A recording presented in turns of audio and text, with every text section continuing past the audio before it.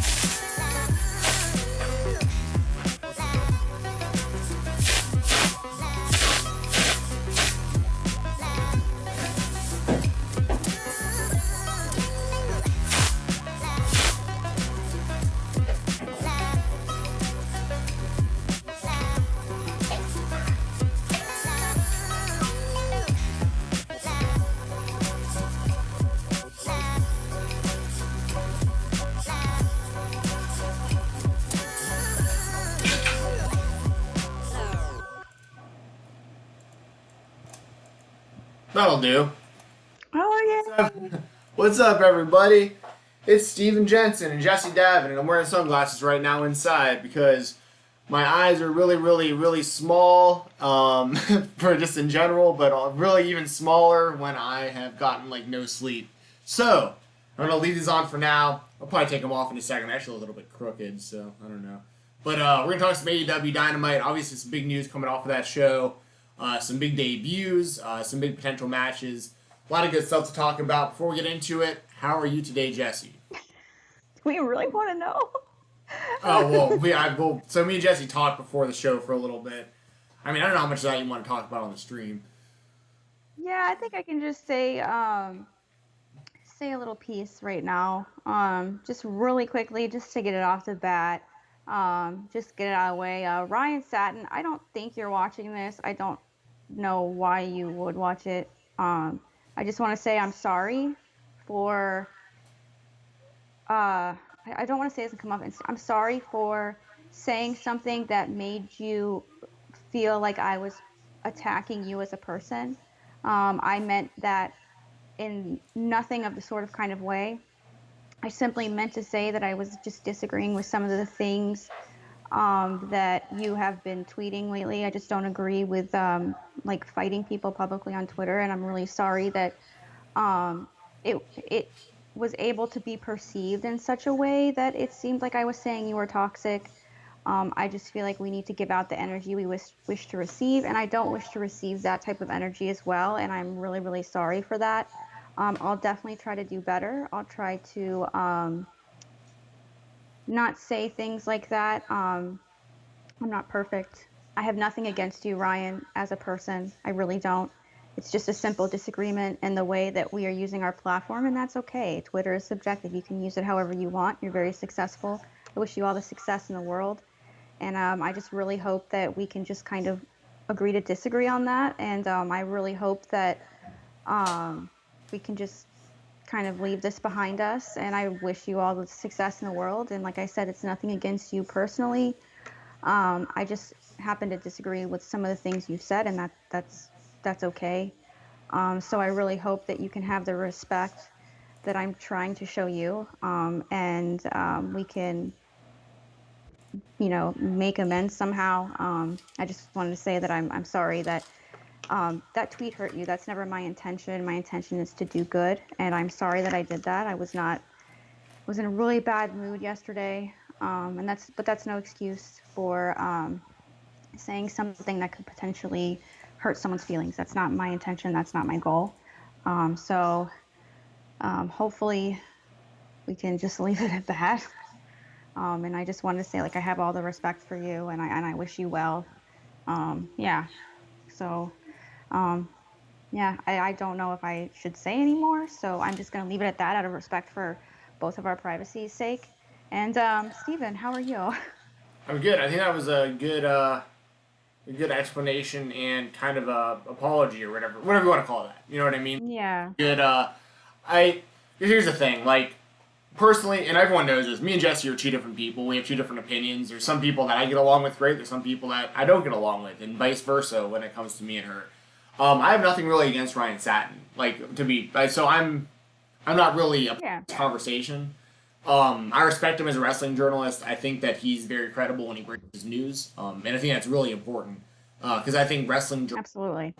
wrestling journalism is almost like an oxymoron, right? Because it's like we're reporting on something that's determined by somebody else. So it's like, obviously when it comes to breaking news, when it comes to like signing people and stuff like that, that's one thing.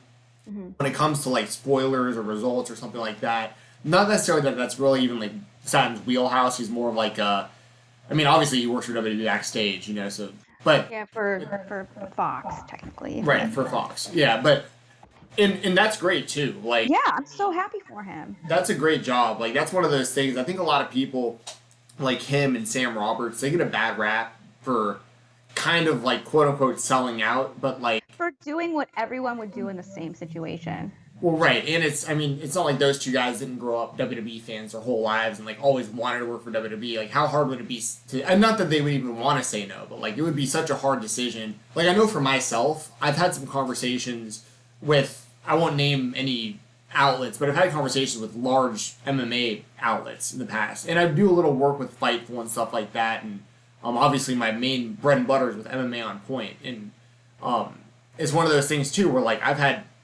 people talk to me from larger companies, MMA on Point, that I've been a fan of for a really, really long time, and I've had to say no, because I really like where I'm at. Here's the difference between me and I think certain, and I'm not saying, by the way, if WWE offered me like a backstage deal like what Ryan Satin has or some sort of job like what Sam Roberts does, I'd get that bag. damn good chance I would say yes. So Yeah. I'm saying, like, I'm not like above any of this by any means, but like it's one of these things where what I like so much about MMA on Point, like in general, is that it's still a third party, non-biased.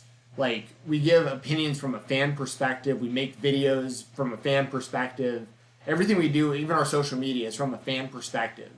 And when you start associating or start getting a paycheck, now here's the loophole. I'm sure Ryan is getting paid from Fox and not the WWE, but it's WWE backstage. So there is a layer to it where like there is WWE involvement to a degree. So like I highly doubt that anyone's allowed to go on there and be like, I love FTR showing up on Dynamite with the TNT title. I think you can't talk about that kind of stuff, I'm sure.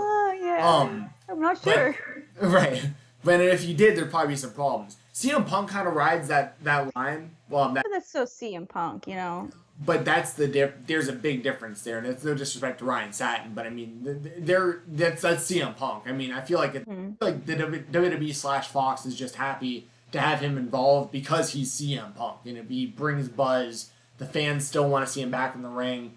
And that's literally CM Punk compared to anybody, by the way. Like, it isn't like CM Punk versus Satin or Sam or either of us. No. Like, CM Punk, when it comes to like professional wrestling, like notoriety and popularity and being able to bring ratings into shows and stuff like that, he's here.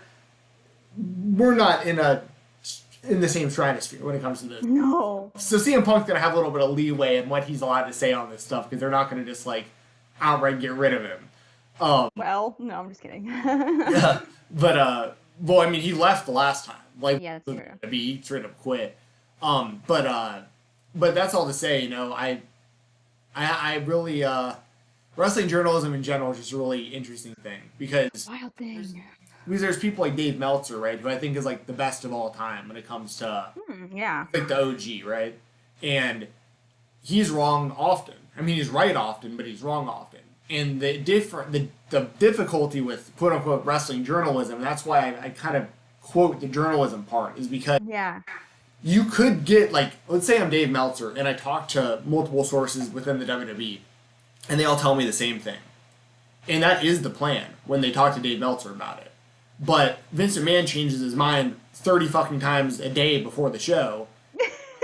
You know what I mean? And by the time the actual match happens that they're talking about, the result could have they could have been given the correct information at the time, but that information changed because the finish of the match changed, or somebody got hurt, or a storyline difference, or like, so that's why wrestling journalism is such a strange thing, because it's like, you could be seen as credible or be discredited based on the information by given. One guy's choice.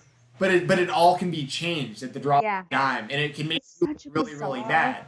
Yeah, so... Like, and that's why I think it's important to say, like, it's like, I think that's why it was important for me to say, you know, offer an apology, because it's like, yeah, it's a weird business, it's a tough business, and I don't want to add any negativity to it.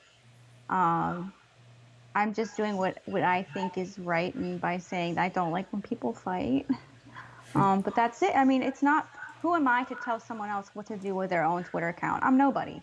So it's like, it just simply comes down to like a personal choice. And I feel like I don't want to offend anybody with my personal choice. And so, like you said, these guys and girls have such a hard time enough trying to share news and all that when it's forever changing and forever unexpected, and one thing wrong and they're automatically discredited when it's literally something that was true, but because Vince or whoever changed their mind, it's not anymore, and it's strange. So it's definitely a business that is something you really have to be passionate about to get into, and I can respect that. Yeah, and I think it's really important for everybody to know that watches this, it's totally fine to disagree with people on the internet and like just leave it at that. Like, it's just don't be a fucking asshole about it. Yeah, it happens all the time. It happens to everybody. Like, it happens to me often. I had a conversation with somebody on Twitter the other day. It wasn't a big deal or anything, but it was I can't remember. Oh yeah, it was some sort of random Twitter thread where like I was talking about wanted to see like Chuck Taylor and Trent, like it had to do with like them and AEW, because I'm big fans of Best Friends and Orange Cassidy and stuff.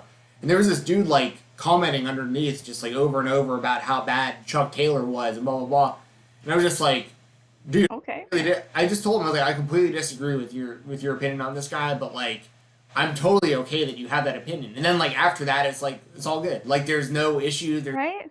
We just realize, and I know that going forward, like, there's even, like, really good friends of mine where, like, I'll talk about, like, Dark Order is a big one, where, like, I'll talk about how much I wanted to see Brody Lee win the title and my opinions of how good I think the Dark Order storyline has been lately and stuff like that. And there's friends of mine that are like, this is shit, I think this is a terrible, like, I can't believe you like this stuff. And I'm just like, yeah, I like it and you don't. I mean, that's that. You know, like, I don't have to take it any farther than that. Like, I just like that people are interested in watching the show and stuff. Like Yeah, exactly. and the other stuff, like JD, I get that dude's a polarizing figure. I understand. I get that people don't like him, and I get people who do like him. Personally, I do like him. I enjoy watching his show most of the time. I don't watch it a ton, but when I do, I'm usually pretty entertained. I watched his interview with Chris Van Vliet months ago, and he seems like a genuinely good dude who really has issues with the product but loves professional wrestling. And he said some really stupid stuff about Alexa Bliss, and he admitted that it was stupid, and it was a joke that did not land, and it makes him look very, very bad. And I guarantee you he wishes he could take that line back. I guarantee. Oh, yeah.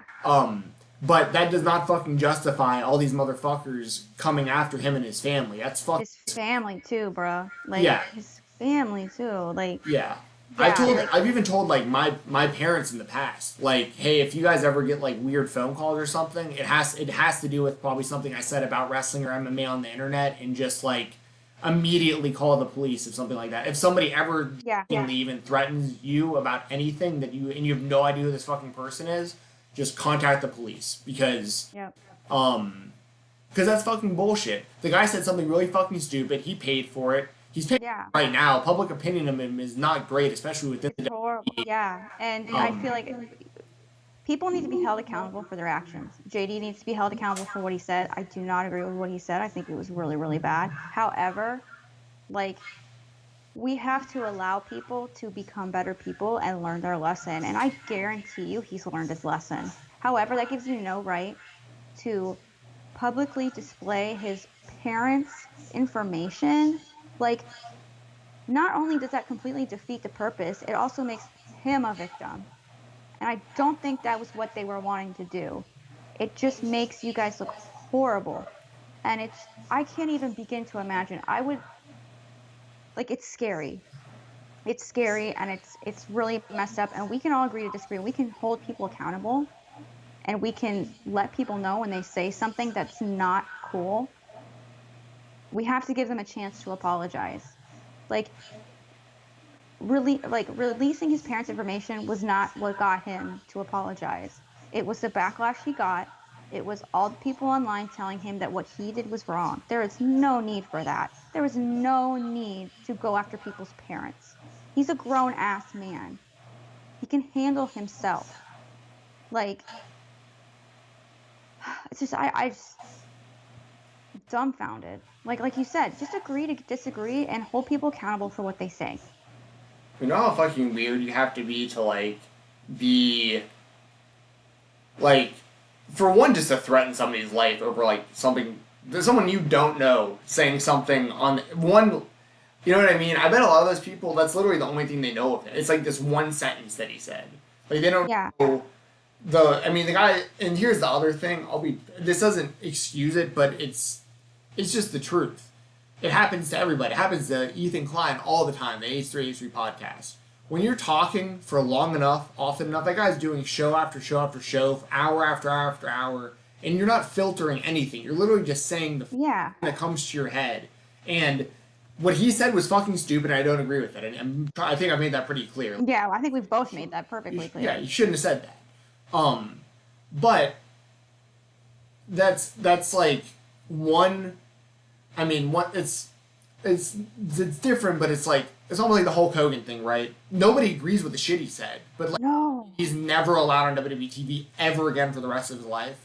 Like comparing his entire fucking life's work and all the other stuff and all the other good stuff he did for people and all the people he motivated, all the kids that grew up Hulkamaniacs, like looking up to this guy and like making the right decisions and all the stuff that this guy did and then he says something really, really, really fucking stupid one time publicly. Really, really, really fucking stupid.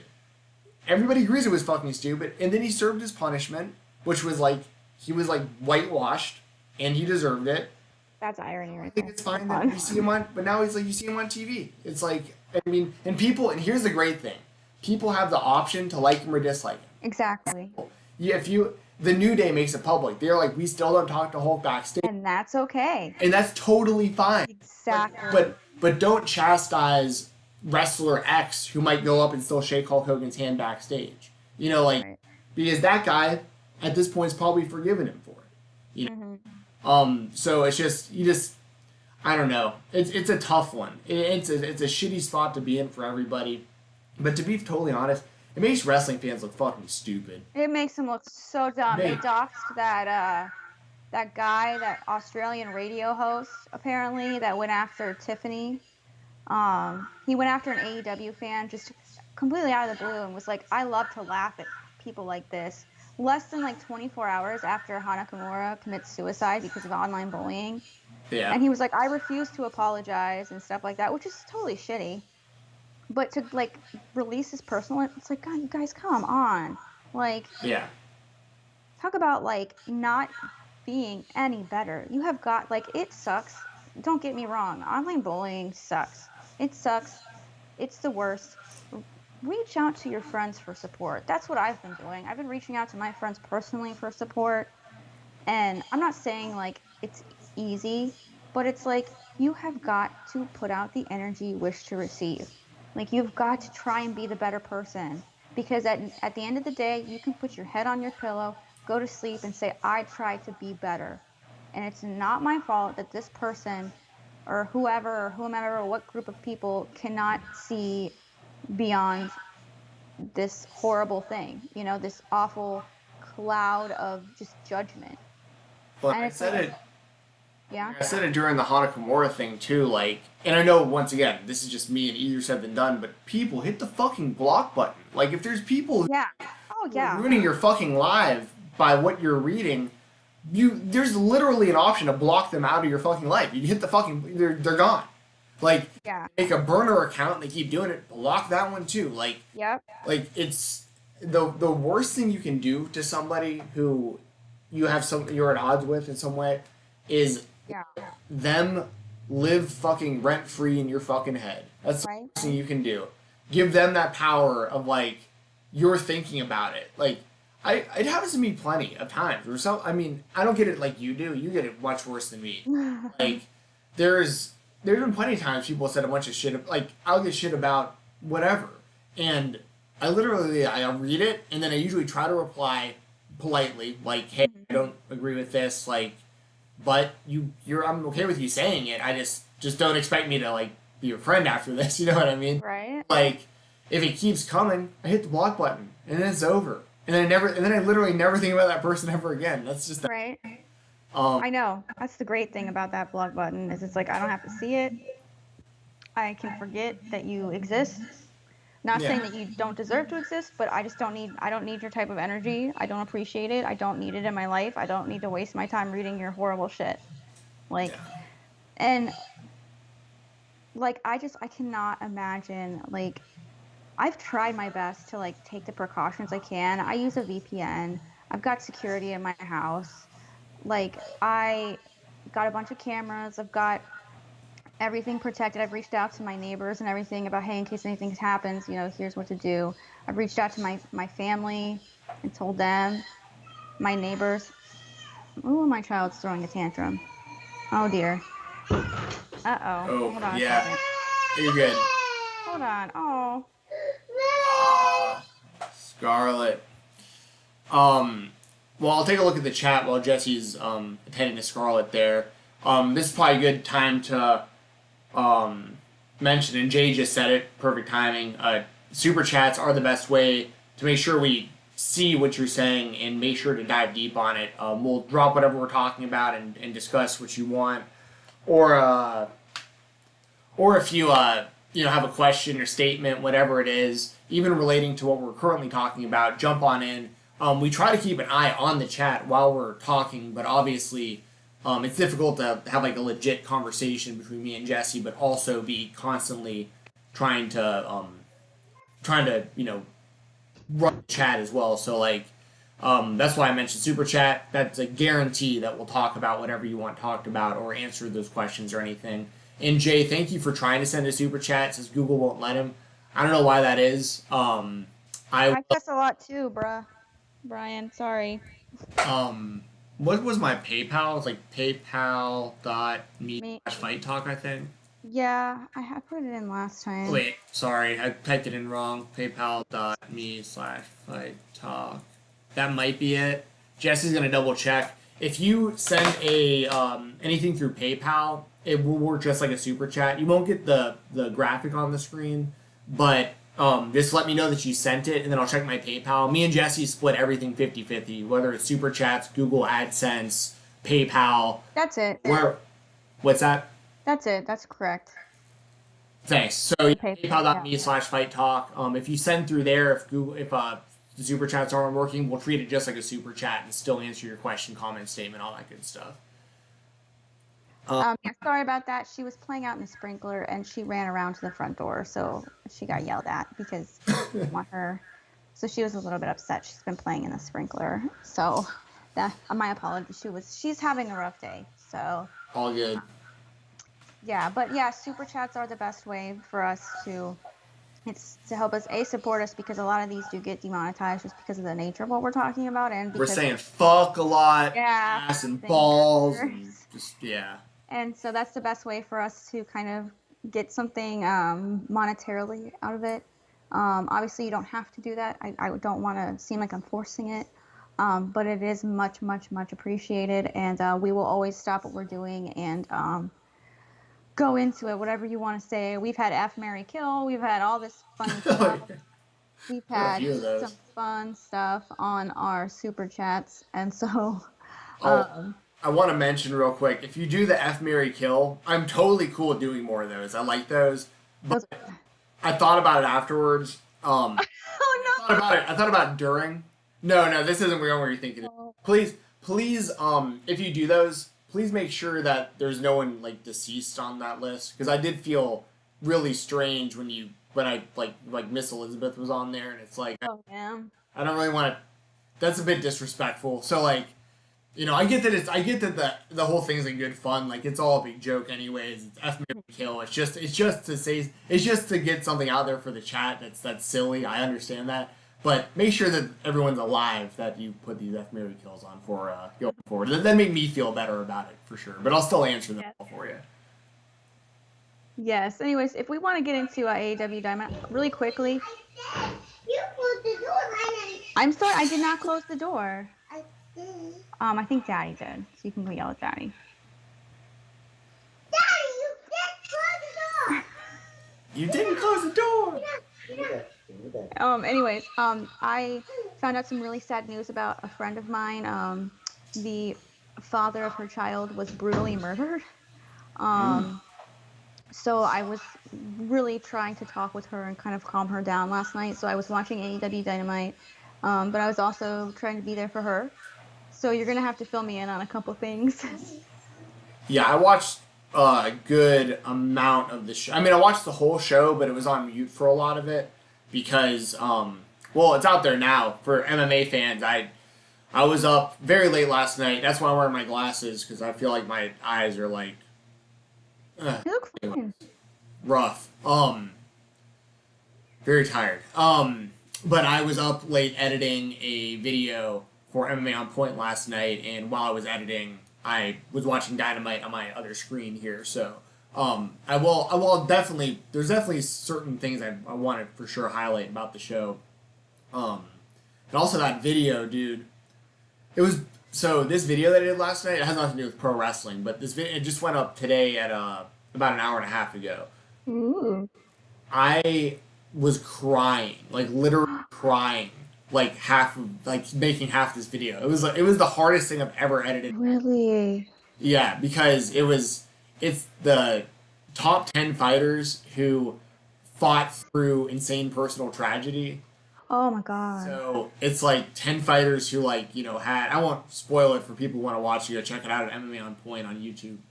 But it's, there's very, very, very sad things happen to a lot of these fighters. And you're like, as I'm editing it, I have to, obviously I have to find the clips of them talking about this stuff and pictures of these family members that, terrible things happen to. So last night was so strange. I'm like crying and like looking at my TV. And like Henry Cejudo is like out there with like Vitor Belfort. So I'm like cheering. I'm like, oh, this is awesome. And I'm like, oh, like, so it's like, and I think that's part of why like my eyes are like weird and probably. It's like, but yeah, it was wild. So let's talk about Dynamite. I actually have the results here. So, and I see Greg Cherry in the chat. What's up, Greg? He plugged the No DQ / Greg Cherry challenge. I will be appearing next month on that. We've already recorded the episode. This is the first match. We had the Young Bucks and Matt Hardy defeating Joey Janela and Private Party. I was kind of like in and out on this match, but I saw the finish, and then obviously I saw what happened afterwards. And I was glad I had the volume on just loud enough that I'm editing, and it was like FTR, and I was like, just like looking like straight up the screen. I was shook. So what did you think about this? How do you think the debut came off, and are you excited to see FTR in AEW? Look at that dope space shuttle. Sorry. I love this match. I think I said on Twitter, this was kind of like before I was kind of like, I'd seen the news that the whole news about my friend, but she hadn't messaged me yet back. I'm so happy the Young Bucks are back. I obviously before Double or Nothing, they took like a kind of like a long break, and I really missed them. It really doesn't it feel like, am I crazy, or does it feel like tag team wrestling like took a huge hit while they were gone? While the Young Bucks were gone from AEW. Yeah, but to be fair, kind of because of the situation, like you said, like it's just kind of whoever they could get, I feel like. So, but it does feel like that, though. I'm with you. Like, seeing the Young Bucks back there in the ring, in AEW, because we've been watching them on Being the Elite at their own house, doing stuff. Mm-hmm. Seeing them at AEW, very refreshing. And obviously, the right move, in my opinion, and I think AEW is obviously going this direction. FTR versus the Young Bucks for FTR's first feud in AEW that's 1,000,000% the way to go. Yeah, I thought this whole kind of match was like kind of random. I was like, oh, this is kind of weird, but you know what? Whatever. I was like getting the Young Bucks back into the groove of things because let's face it, Double or Nothing wasn't really like a tag team. It wasn't really like a tag team kind of fight. It wasn't like a wrestling match. Right. My daughter's being really picky with what she wants to eat, so my apologies. So yeah.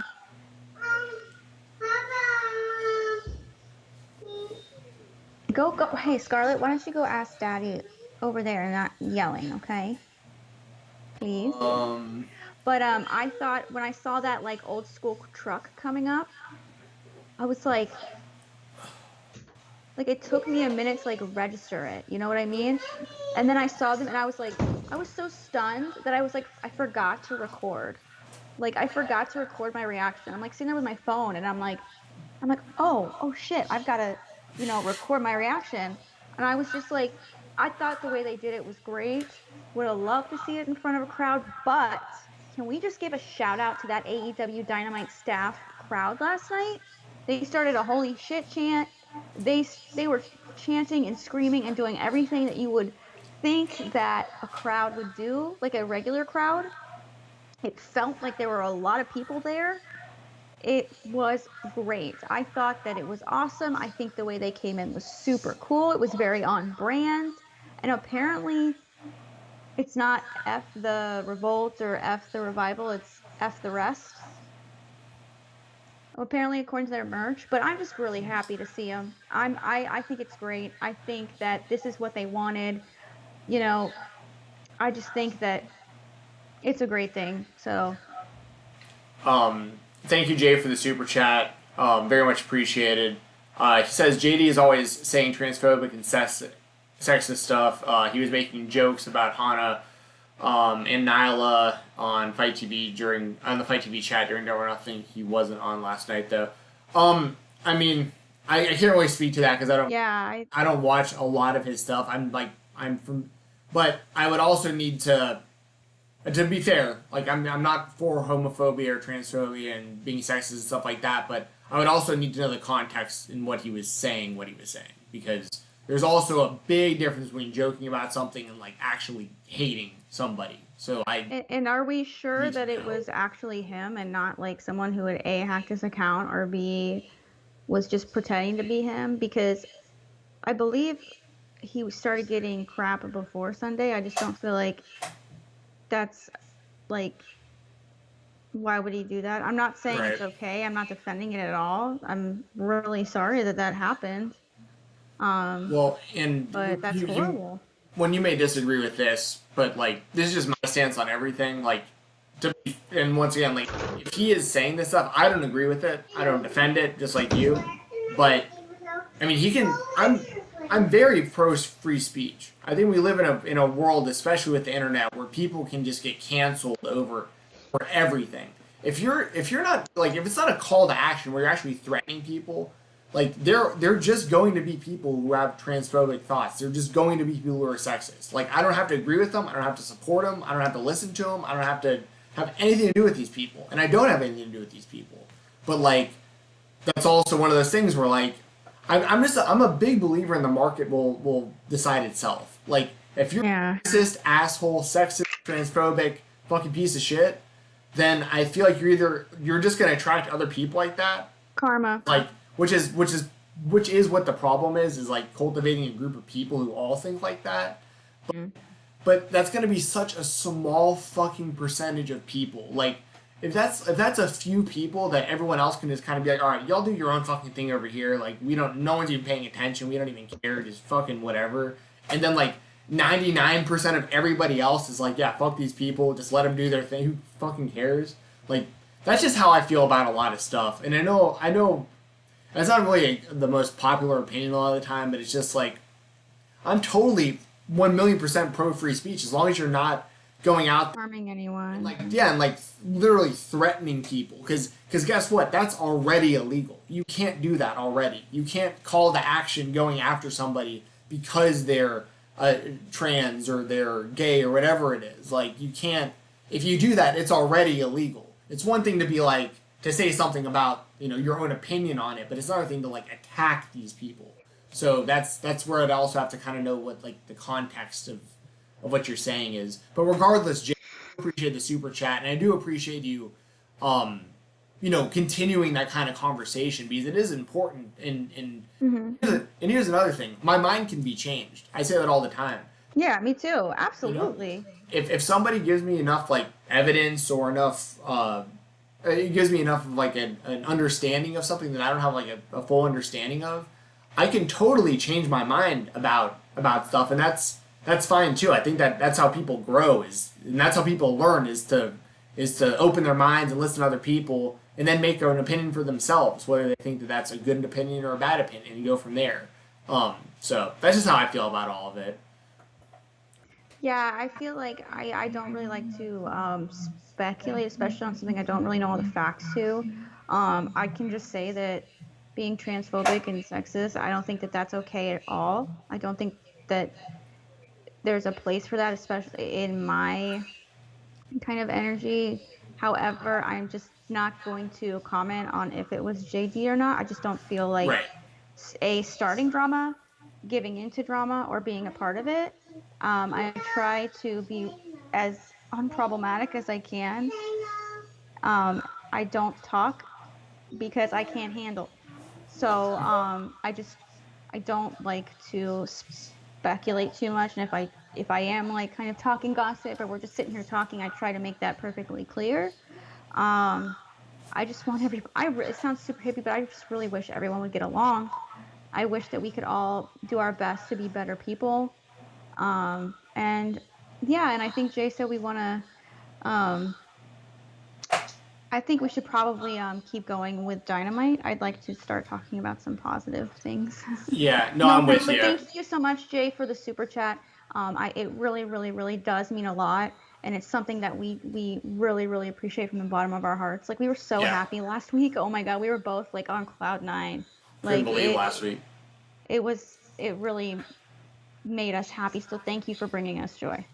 And yeah, Jay, like, I know this, it's not cancel talk, you're not Snowflake, none of that. I understand. Same with Yeah, no, we're not. But here's the thing, we all agree with this because just like what I was saying, and just like what they're saying, we have the option to just not subscribe and just not give any mind to people we don't want to give any mind to. I think it's that easy. Just fucking ignore it. Yeah. As far as Dynamite goes, up next we had Brian Cage and Lee Johnson. Oh, I want to mention, somebody in the chat earlier said that they saw something about Alan Angels maybe joining the Dark Order. I think that would make a lot of sense. Oh yeah. He's a good worker too. I've seen him live in Chattanooga, Atlanta, Nashville, a bunch of different places. Really talented indie guy that I'm really happy to see him get his chance in AEW. Yes. A lot of that has to do with they were doing tapings and stuff in Atlanta before they went to Jacksonville. So I think that's how him, and that's what reminds me. That's what reminded me of that is Lee Johnson, same kind of thing. I've seen him at the same shows and stuff like that. Same situation. Of course, here he gets squashed by Brian Cage. But what I did think was, well, for one, it makes sense. Obviously, Brian Cage, like he's the number one contender. This all makes total sense. But what I really liked is Taz before the match use his old line when introducing Brian Cage. Yes. Survive if he lets you. I was like, this is one of my favorite. I love AEW all across the board, and one of my favorite things about it is their utilization of former in-ring talent as managers. They do it in such a fucking way. WWE has dropped the ball and just abandoned the art form. The only guy they've got worth a damn is Paul Heyman and Malcolm Bivens. That's it. Oh, sorry. So good. Zelina's all right. Zelina's all right. Zelina's good, yeah. So there's more than just a couple. But you know what I'm saying? AEW, it's like everyone's got their manager. And their managers make sense. The pairings make sense. I fucking love it. I love it too. I love the passing of the torch kind of thing too with that, using that tagline. It's great. It's great. It's perfect. It makes total sense. It doesn't take away, it's not taking away anything from Brian. It's not giving more attention to Taz. It's literally just emphasizing Brian, which is what a manager should do. You're a hype man. It's giving hype. My hand is here. 02K0 says Lee Johnson's going to be great. He works both shows and everything. Yeah, I agree. And Lee Johnson's still a bit green too. And I don't mean insult. It's just he's still like learning and getting better and improving, and he's got a good physique and a good look and very athletic guy. Like Jack Howard, maybe too many managers. I don't think so. I would say too many managers if they were just throwing random people together and it didn't make any sense. Yeah. Right, but I think what they're doing makes total sense. I agree. Yeah, good stuff. Good stuff. Oh, what did Britt Baker? Britt Baker said she's going to be back at All Out, right? Yeah, she cut a really good promo. Did she? I totally missed it. I saw her in the wheelchair. I thought it was like funny. I mean, not the wheelchair, because I literally just saw a picture of her at a party with all the other AEW people, like drinking and having fun with her boy Adam Cole. And so to see her come out, yeah, baby, and to see her come out in a wheelchair, I was like, wow, it's funny. What do you think about Adam Cole right now? You hearing all that stuff? I heard all this tea from my husband. I was like, because my husband watches NXT and I watch AEW, and he like turned it off, and I'm like, why'd you turn it off? He's like, I only wanted to see Killer Cross. And I'm like, what about Adam Cole? And he's like, no, he's just gonna leave and go to AEW anyway. And I was like, what? And he was like, he was at the party, and I was like, his girlfriend is Britt Baker. Like, she's over at NXT Takeovers watching him, like, slam himself and nearly kill himself, jumping off of these giant cages and stuff and being spooked. And no one's talking about her going to NXT anytime soon. But apparently his contract is up or something. Yeah, I think Fightful was the first to report it, if I'm not mistaken. Oh. I could be wrong, but I think it was. Well, actually, you know what? I think no, it was. I read it off of Fightful, but I think they might have. I want to say it was actually the outlet that Brad Shepard just left that did it. Actually, I'm almost positive. Can't remember now. I have to double check it. But regardless, the news out there is yeah. Apparently, Adam Cole's contract is up, and he wouldn't have like. I don't know if it would be a non-compete or if it's because like he's actually riding out the full contract. He doesn't have the 90 days, but it was something where if he was to leave WWE, he'd be free just in time to appear at All Out. Yeah. Shush. That would rock the world. I think he's coming. I really You do. I Hey, really do. that's what she said. Yeah, you're right. But that would have me shook. I think he's going. I mean, Whoa. I don't know why he wouldn't, unless WWE just. I mean, honestly, I think the only way they can keep Adam Cole is if they offered him so much money and like, guaranteed like a certain amount of title days as like champion or something in his contract or something. Because his friends run AEW. AEW's got. He was on Being the Elite before they killed him off. Yeah, he's like best friend. His girlfriend's there. They're like, there's no reason for him not. He can go back to having. I mean, he's already having good matches in NXT. He's one of the best overall performers WWE has, but he could be having better matches in AEW against guys that he can be more creative with and have this creative freedom to do whatever they want in their matches and stuff and storylines. What I really want to see happen, and my friend Doug, who's been in the chat a bunch of times, he said something about it on Twitter the other day, and I was like, oh, that'd be so sick, is because I don't know what everyone's contract status looks like, but if they could get the Elite versus the Undisputed Era, because I want to see Kyle O'Reilly in AEW so bad. Yeah. Fucking man over there with as a tag team or a singles performer. Kyle is so underused. I mean, he's put in a good spot with Undisputed Era and NXT, but Kyle O'Reilly, in my opinion, is like the most underutilized guy in the WWE. He's so fucking good. Yeah. I remember there's always been worry, and I don't know if we've talked about it. I'm not sure. I got an itch. Oh my god. Where are you reaching right now? It's my oblique. It's not anywhere inappropriate. Chill. So, you jerk. Anyways, I'm just kidding. I lost my train of thought. I'm back. Okay. Yeah. So. No, you're good. Undisputed Era. Yeah, Adam Cole. So there's always been talk of Adam Cole potentially being harmed on the main roster because he doesn't, quote unquote, look the part. There's always been kind of that thought that Vince McMahon wouldn't think so highly of him just because he's a lot smaller than what supposedly Vince McMahon sees as championship material. I mean, you look at Sami Zayn, you know, you look at all these people and you see kind of these people that were super tough in NXT that have just fallen to the wayside in the main roster, and Adam Cole is one of those people that people worry about.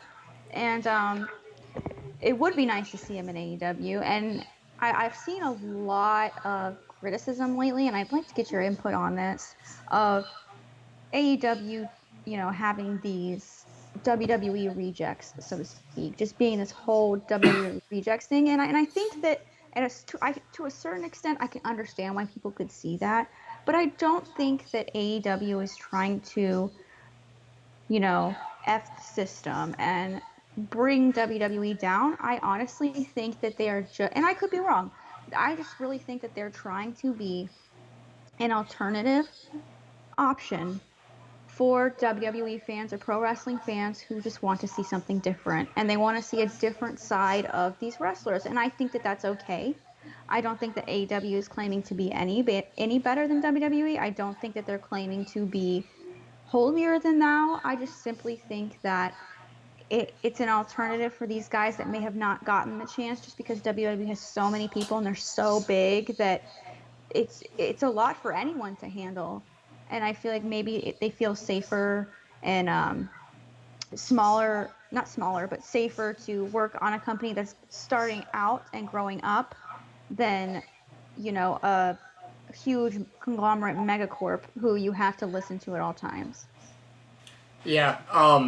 Peter, thank you for the super chat. I'll get Oh, yay. that. I'll answer Jesse's first, then I'll go to that. Thank you, Peter, so much. Yeah. So so basically, what happened is that a handful of years ago, the WWE started really noticing the shift in independent wrestling, like how successful these people were being as independent wrestlers, these independent promotions actually drawing money, the amount of merchandise a lot of these independent promoters and talents were able to sell completely on their own without the backing of any other companies. And they created a super indie of their own called NXT. It's simple. That's true. So they create their own indie. But not an indie, but the same concept basically. And then what they started doing is they realized, well, okay, there's a really big scene over in the UK. Progress and Defy or whatever, and all these other companies are killing it. We could do our own thing over here and make money over here and have our own super indie over here. So they create NXT UK. And they've done all these other things where, like, they basically went out and they signed everybody they possibly could that had, like, buzz on the indies. Like, they scooped up, Chris Hero again and Samoa Joe, and they got Bobby Roode when he became available, and they got Nakamura when he became available. I mean, you can go on and on and on. They collectively just continued to kind of just sweep up people, even if they didn't have anything to do with them. Even if, like, they had no plan to use them on TV for a long time or whatever it was. It was just sign people, sign people, sign people, sign people. And a lot of those people signed because there was no other option. It was like, oh, well, I can keep working these indie shows and, like, make good money, or I can sign with the WWE, which is my lifelong dream forever, and make better money. And, and they went with that. Now the game has changed because now AEW is an option that has money and has TV and has a lot of really good fun and good booking. And, questionable. I mean, people are going to vary their opinions on booking across the board, but for any company. But in my opinion, I think AEW has some pretty darn good booking. So, so that's what's happening now is these people who signed during that period with the WWE when it was like dream job, a lot of money. Like this is like going to the NFL. Well, now it's like there's almost like two NFLs where it's like, AFC and the NFC. Well, and on top of it, a lot of these guys, it's like your friends run AEW. It isn't some corporate. I mean, obviously there's Tony Khan and stuff, but like it isn't this gigantic corporation where you have to go through person after person after person after person just to like get to Vince McMahon to like get your idea shot down. Now it's like, wait a second, like I can just text Cody and be like, hey, I want to do this in my match, and like he'll just give me an answer, and like most of the time he's probably going to say yes. Like it's a fucking no-brainer.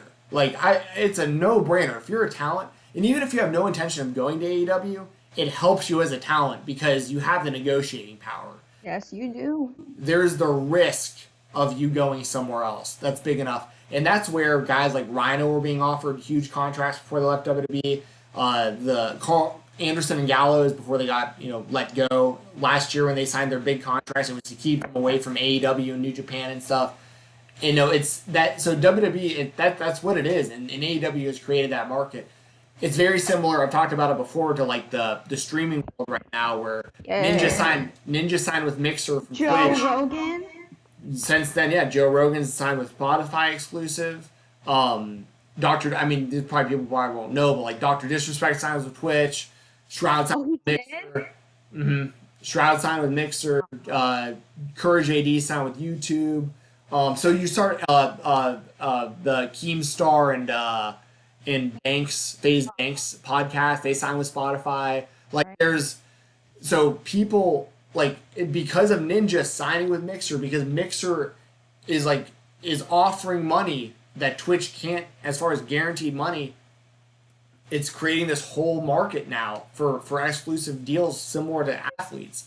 Same thing's going on with WWE right now and in NXT and in AEW and stuff. There's a legitimate free agent market of people now that these performers should absolutely test out. You know who's going to be the big, like, Vince is going to be scared out of his fucking mind is going to be Brock. Because I don't think he's currently under contract at WWE. He might be, but I don't think he is. I think he is. Now not only is he going to have to be bidding against his teases to go back to the UFC that he always does when he's a free agent, now he's got to deal with the potential of him signing with AEW. So Vince is about to pay. Brock's about to get the fattest fucking contract Brock Lesnar has ever gotten in his life. It'll probably come from Vince because there's. But look at AEW. Shit, you got Mike Tyson. Imagine getting Mike Tyson and Brock Lesnar face to face in the AEW ring. How fucking huge that would be. Like oh my god, there's so many possibilities. But I don't want to forget about Peter's super chat. Yes, Peter, thank you so much. This is a really great question. Go ahead, Jesse. I've talked long enough. You can go and take. Oh, you're fine. It'll pop out. Okay, with Brody Lee and Archer both not being on last night, where do you think they go from here? Who do you think they should feud with? I kind of didn't realize that until you said something, Peter. I think that, and correct me if I'm wrong, but typically the old-fashioned thing is if you take a big L, you're not seen on TV for a while to kind of, it seems like a good idea, at least to me, to kind of keep you off TV, at least for a week, to give, like, I mean, you just took an L. Like, the last thing, if we're being, like, real here, the last thing I'm going to want to do is get on TV and, like,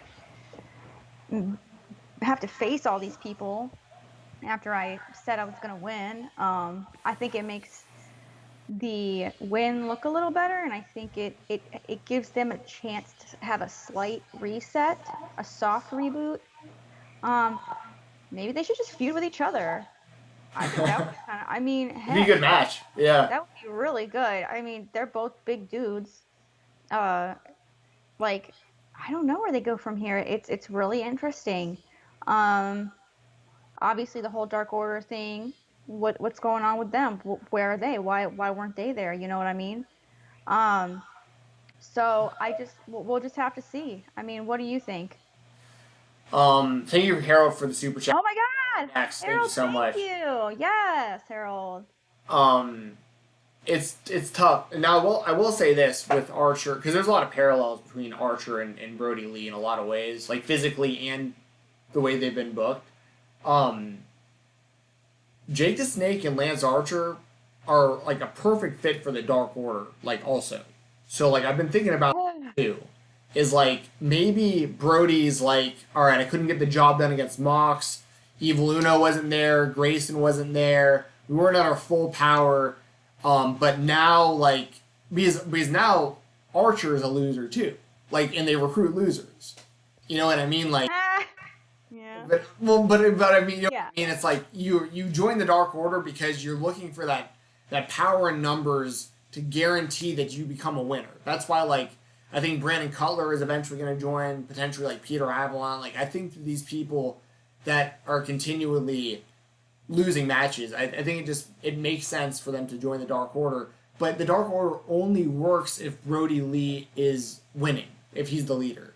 Mm-hmm. I hate that he lost to Moxley. I think that the match was good, and I think that the finish was great. The way that Moxley beat him up, like he took him out with those knees and the punches, and he hit him with multiple paradigm shifts, and then he just wound up choking him out cold. He kicked out at one of the paradigm shifts too. Yeah, so he looked good. He looks strong, as Vince would say. You gotta make him look strong. But I just wish he would have won that match, because I think it did hurt the Dark Order. Now, if they gives all those excuses, if they can recruit Jake the Snake and Lance Archer, like, that could be really fucking interesting. The only problem with that, though, is, like, you kind of have two, like, alpha male, like, leader type dudes, because, like, I don't think that Lance would really want to, like, listen to Brody. It's an interesting dynamic. Yeah, and then on top of that, like, Jake the Snake, to be honest, Jake the Snake would kind of just need to be like the leader of the whole thing, like, at that point, because he's Snake, and he can't wrestle anyways, so it's like him being the mouthpiece and everything. But I don't know. There's a lot of options there. It's a tough one. I think that Archer was hurt badly in his loss to Cody. Like for it just storyline wise. Credibility wise, yeah. Okay, I have a question though. Really quickly. Who remember back God, it was like a Dynamite forever ago. And there was just like some random person sitting in the crowd. Was that Jake the Snake? Do you remember that? Oh no, that was in Atlanta. I was there. That was Raven.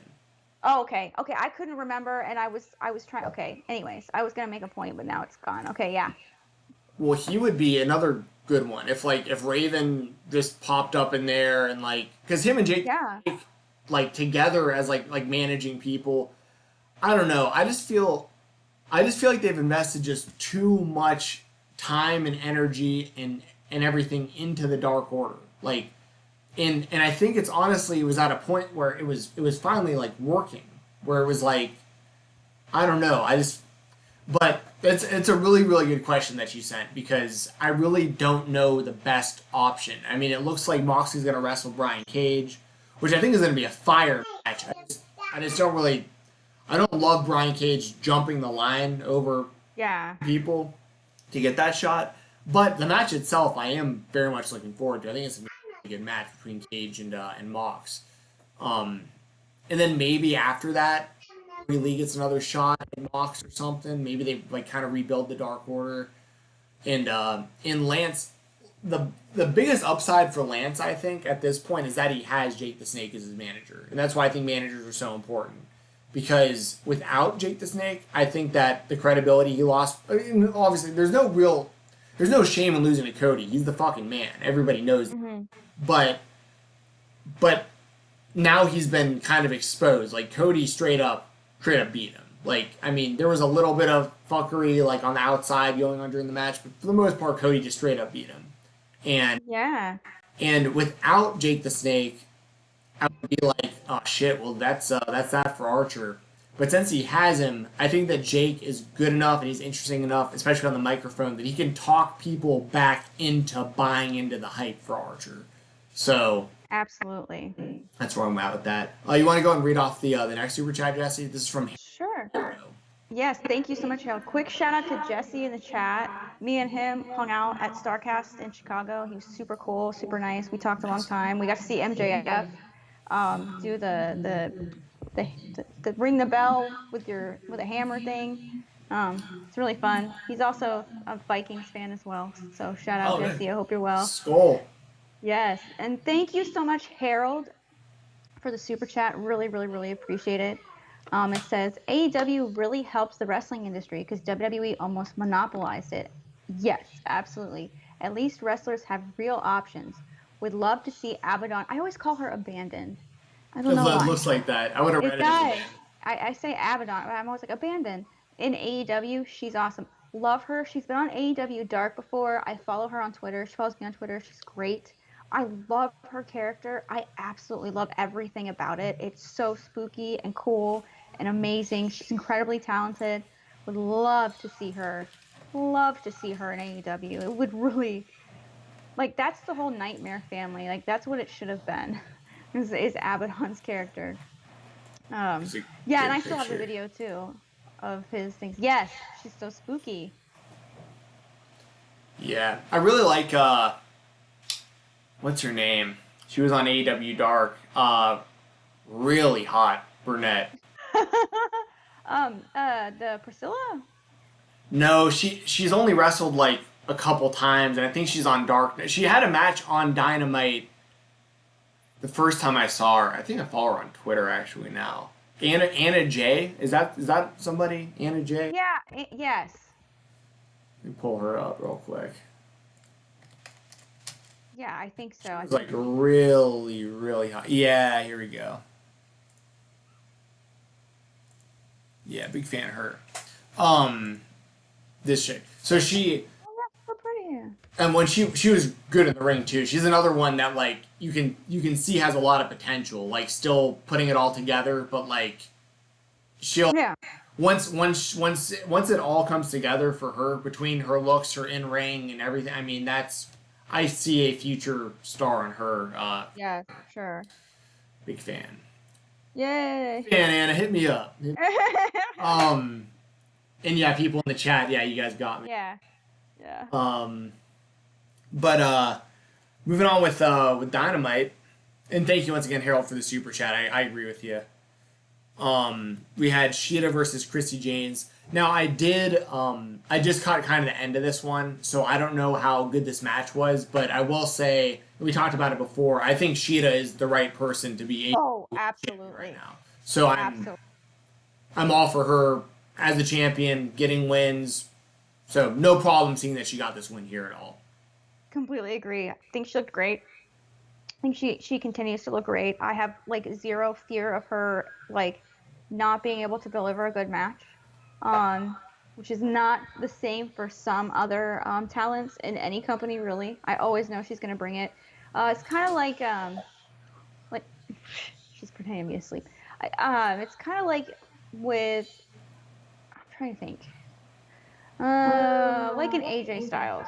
Like if he has a bad match, I'm incredibly disappointed in it. Like it takes a lot for me to be like disappointed in an AJ Styles match. Like you know he's gonna bring it. You know he's gonna be awesome. She's reliable. She's very reliable, and I think she represents the AEW women's division very well. Somebody in the chat said Christy James is gorgeous. I got to try to remember what she looked like just last night. Oh yeah, very pretty. Oh, she's so pretty. I like her lipstick there.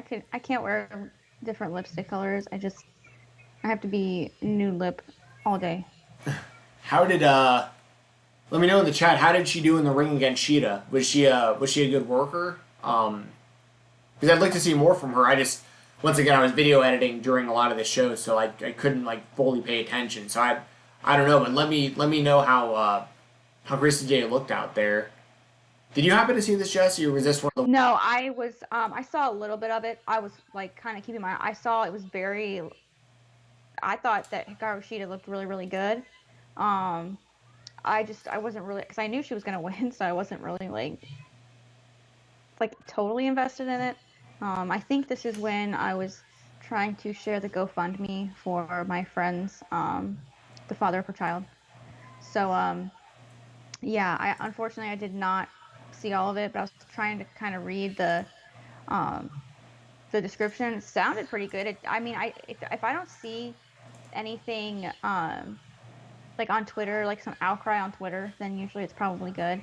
I did see, is Shotzi okay? Shotzi Blackheart? Did you see that coffin drop she did? Mm-hmm. Oh my god. You need to go find that. It's bad. Real? On what show?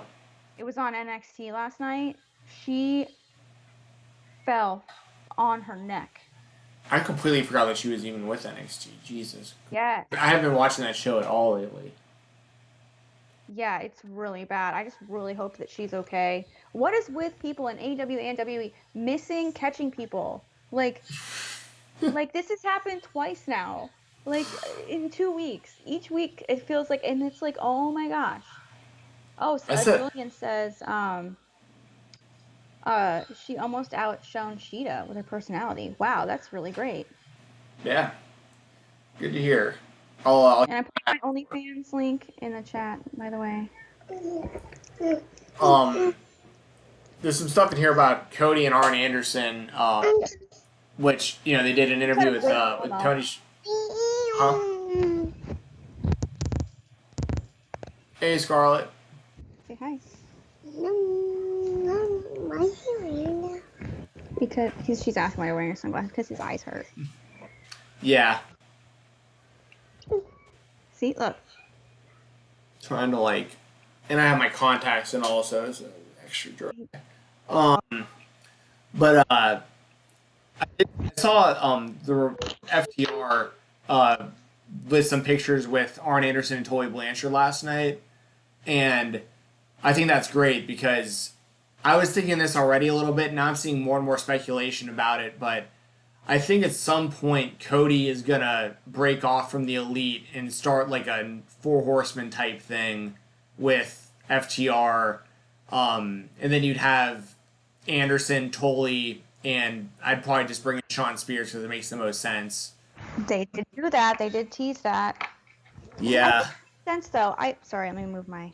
I think it makes sense though. I feel like Cody. Well, I will in a second. I feel like while Cody is part of the elite, I just don't feel like I feel like he's really kind of thriving doing his own thing, and I think he needs to do his own thing. I would love to see them have that blood and guts match. Yeah. Sorry, but it makes sense. I feel like it's the right thing to do. Yeah. I think yeah, the code is interesting with Cody because he just recently said in an interview like he considers the elite to be Kenny and the Young Bucks. Like that's it. Like that's the and then there's people who are like associated with the elite that are considered to be like in, but like they're not the core elite. The core elite are those. And then there's Cody, Hangman, Marty, and then kind of like Flip, Adam Cole. Like there's like the few that are like kind of still there too, but I think that's how Cody's always kind of viewed it is like the elite is Kenny and the Young Bucks. Like I'm just happy to be like associated with this, but it isn't like really my thing. Isn't like I'm not like those three guys is the so it could be interesting. I think it would really, really, really work great if they could get. I've heard that Ric Flair isn't going to come to AEW. No. But I would love for him to show up, especially because personally, I wouldn't have Shawn Spears in that group. I'd have MJF in that group. I'd have Cody. Cody, that would be the best turn. Is like Cody actually aligns himself with MJF after all this. Yes. You have the two of them and FTR as the four, and then you've got Tully and Arn as the managers. That'd be sick. Great. Moving on. What else we got on this? Kip Sabian, Jimmy Havoc defeated SCU, and they are the new number one contenders for the titles. So basically, Sabian and Havoc are going to be wrestling Hangman and Kenny on Dynamite next week, and the winners of that fight best friends at what is it? Fighter Fest? Is that the next one that they're doing? Yes. Before All Out. Yeah. So what do you think about this? Sabian and Jimmy kind of they've been aligned, but still kind of a random team. Defeated the first ever AEW Tag Team Champions. What do you think about that? I know it is kind of like a random pairing, but it makes sense. They're both British. Yeah, sure. Like, Scarlett, stop. She's trying to brush my computer, so I'm like, she's gonna stab me with it. But I think that it's cool. I think that it's kind of weird though because like the Young Bucks and FTR, like I guess it does make sense because sorry I'm trying to keep her. I guess it's because they're gonna do like their own kind of feud first. They don't really need the tag team titles to add prestige to what they're doing. I think it's a good way to kind of get Kip and Jimmy Havoc exposure right now. Just because they're kind of like sitting stagnant, doing nothing. You know what I mean? Yeah. So I think it's great. I think it's different. I think it's fun. I think it's different. I don't think there's any like real threat to like winning the titles. It'll just hopefully be a decent match. I'm pretty high on Kip Sabian and Penelope Ford, especially like as a team. I know plenty of people disagree with me. I'm not a Jimmy Havoc fan. I don't get the appeal. I don't think he's particularly good in the ring. I don't like his deathmatch stuff. His staple. Well, the funniest thing to me is like outside of he did the one spot with Janela like a year ago, and he did the staple gun to the head and got Janela's cigarette stapled to his head. That was kind of cool. But outside of that, I thought it was hilarious to find out that he actually uses like real staples in a lot of his matches, and I'm like, why? Like the staples are so small that nobody would fucking know one way or you could go out there with an empty staple gun and get the same exact effect by doing that on somebody because it makes the same noise. No one would know because the staples are so small. But like, I don't know, Jimmy Havoc just not for me. So I don't know. I just don't really know what else to say. I think Kip Sabian deserves a bit of a push, but I just don't see the appeal of Jimmy Havoc. I see Peter said Havoc as great as a UK fan. I know that he is over there, and like I've had people go out of their way to tell me like, dude, you need to watch his matches with Will Ospreay because you'll totally. Yeah, I was gonna say that. Yeah. And I haven't done that. So that's on. So, so I'll do that, and maybe I'll be able to form a different opinion. But of the things that I've seen from Jimmy Havoc, which is honestly mainly WWE. I was familiar with him on the Indies to a degree, but mainly through WWE. Yeah, Peter, using staples actually makes you bleed, but I mean, barely, like hardly. You know, Yeah. not like you would if you like bladed. It's a totally different thing. Right. Yeah, I think Jimmy Havoc needs a haircut also, Jay. I think he needs a haircut. I think he needs to go out in the sun a couple times. He looks awful. The guy looks totally sick. I think it's. I know a lot of people don't like Jim Cornette, but I'm pretty sure Jim Cornette said like the same stuff I'm saying right now. Now that I'm thinking of it, where it's like the guy he looks sickly. He looks like he's British. He doesn't get sun. Chill out. That's not fair. Marty Scurll doesn't look like that. Well, he uses tanner. Kip Sabian doesn't look like that. Marty Scurll uses tanner. To be fully honest, he probably does that on purpose because it does add to like his character. To look It's very on brand. Yeah, it is on brand. I'll give him that. I hate his haircut. Yeah, I'll agree with that 100%. Why try to pick on me? Try to get this. Why are you being so mean to me? Having strength is building feuds. He's great at storytelling. Progress was built on him. So I respect progress. I respect that he's a big. It's the same with me as it is with Joey Ryan. Like I fully respect that they've cultivated these fan bases. I fully respect that they are looked at like legends and like Joey Ryan, what he's done for like PWG and bar wrestling and stuff like. I fully respect it. It just isn't my personal preference to watch a Joey Ryan match. It's just that simple. Same with Jimmy Havoc. If they have fans, then I'm fine with them being on the show. Obviously, they both have fan bases. Like I'm a huge Orange Cassidy fan. I know that a lot of people hate Orange Cassidy. Like it's just straight up a personal preference of mine. And if Jimmy Havoc, once again, my mind can be changed. Jimmy Havoc can go out there and wrestle Kenny Omega or something. Maybe they go out there and they put on a classic. And the next thing you'll hear me say on this podcast is Jimmy Havoc fucking brought it, and I'm going to change my mind about him. Like, it can totally be done. Yep, we are not stubborn. We will change our minds if we're proven wrong. We both have had a track record of saying, I was wrong. 100%. I talk about it with, right here, I talk about it with Marco Stunt all the time. I 180'd on him big time. I started thinking it was a joke, and I've changed the thing. He's legitimately one of the best workers in wrestling for any company. He's amazing at what he does.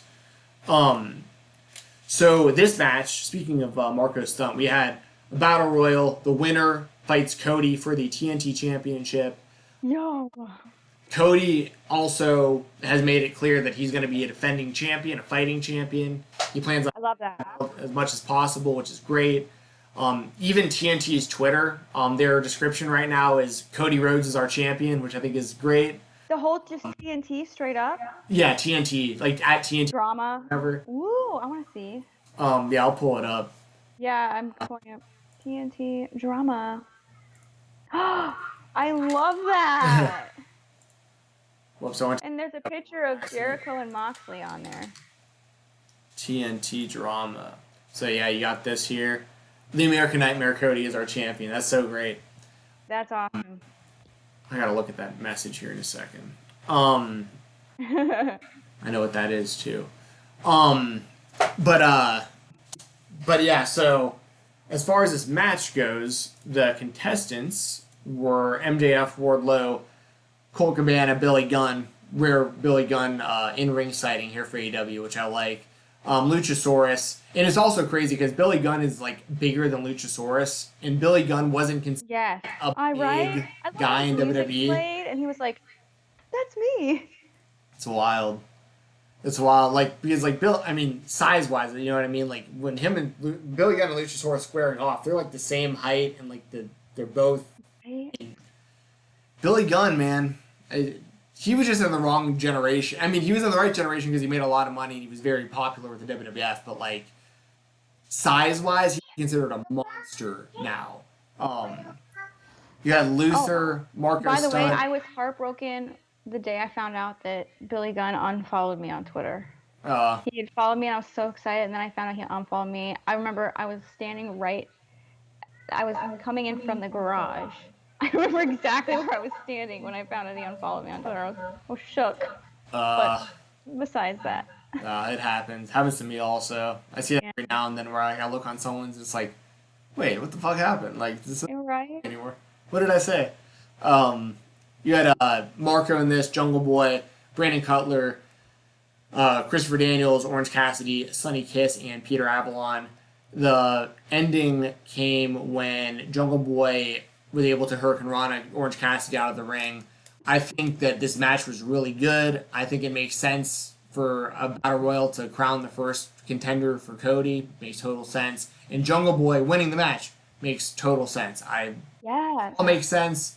Jungle Boy, like, I don't see him beating Cody, but I see it similar to him versus Jericho, where, like, he puts on a really impressive showing because in the future, you know, a year down the line, 2 years down the line, Jungle Boy is going to be a main event guy for that company. Absolutely.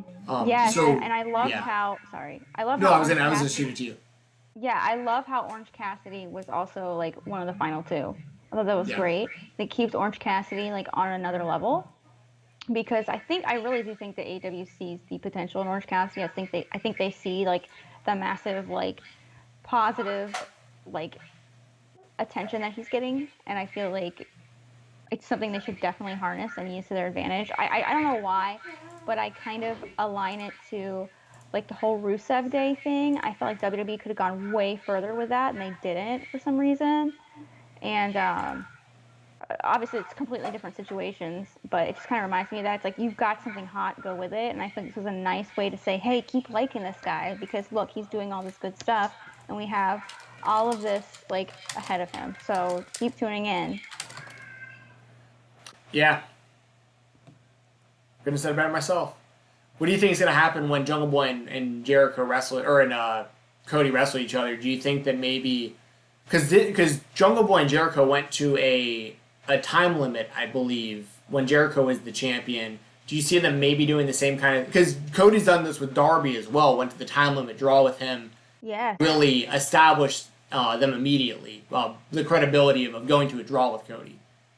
Yeah, so you said, where do you think I'm going to see it going? Cody and Jungle Boy? Yeah, like, do you think Cody just straight up just, like, beat No. 1, 2, 3? Do you think it's, like, what do you... No.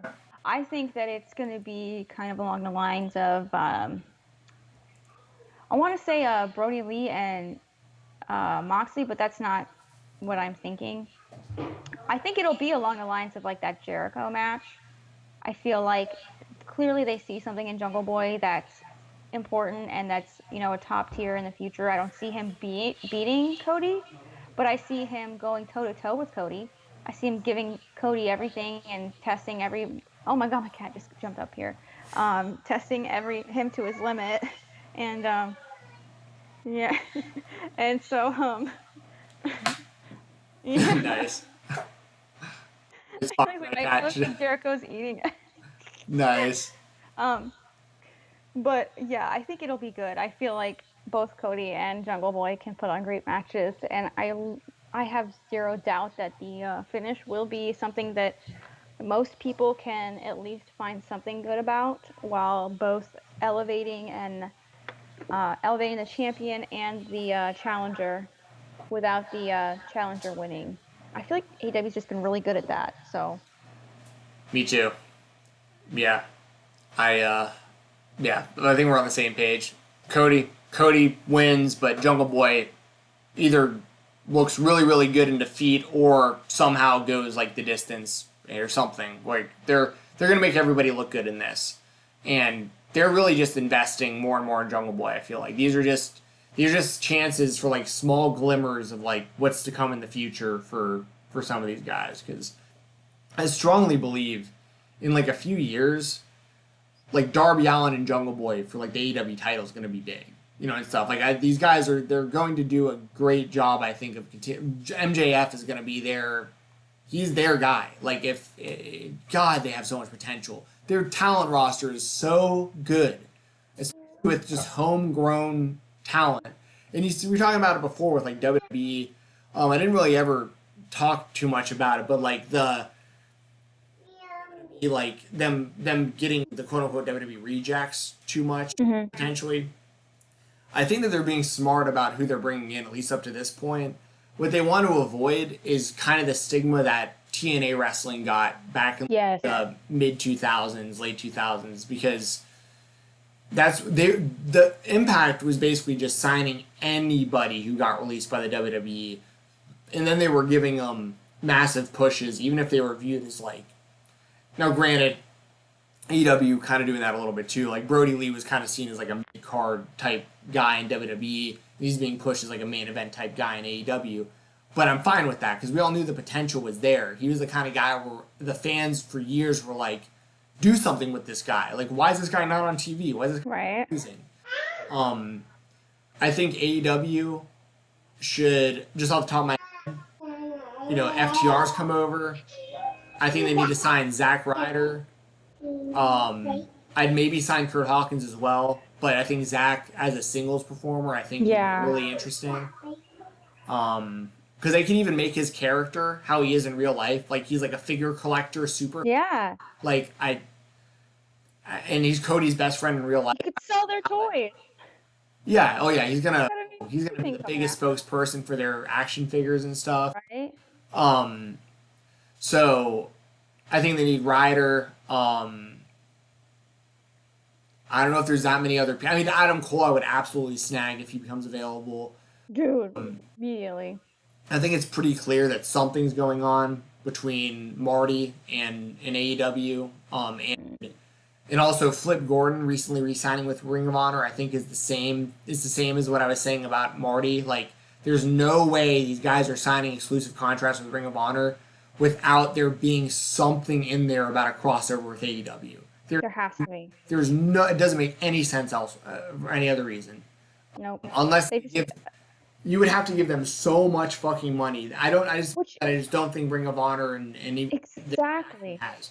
Yeah. And I don't think I cannot speak for these guys. I'm just saying this as me, and I'm not knocking them for it. I just couldn't imagine them, because they're great people, like as performers, demanding all of this money from a company that clearly just doesn't have the same kind of money that like a WWE or an AEW has. I just don't see them doing that. They're not those type of people.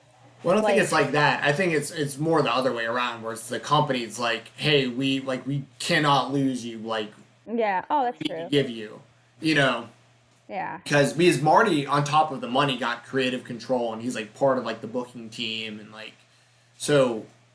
And apparently, I've heard rumors that before Cody went with AEW and they really made this real thing, that Ring of Honor had offered Cody the head booking job, like to stay there as the booker and like the top talent. But yeah, there's a few people out there that I think would be really good fits for AEW, but there's also a lot that got let go by the WWE recently that I have no interest in seeing in the WWE. Yeah. I want them to land elsewhere, but AEW just isn't where I want them, because I think AEW should have it's an exclusive club right now. Like Yes.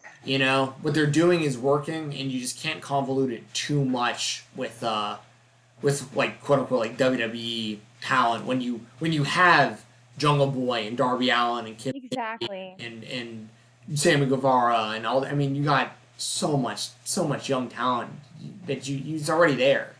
Exactly, and I think that I was also going to add to that. I think it's great that they are having Jungle Boy in this position, because he is pretty much a homegrown AEW talent, and they're showing that, hey, look, our guys who haven't been in other companies, like other major companies, wink wink, can go.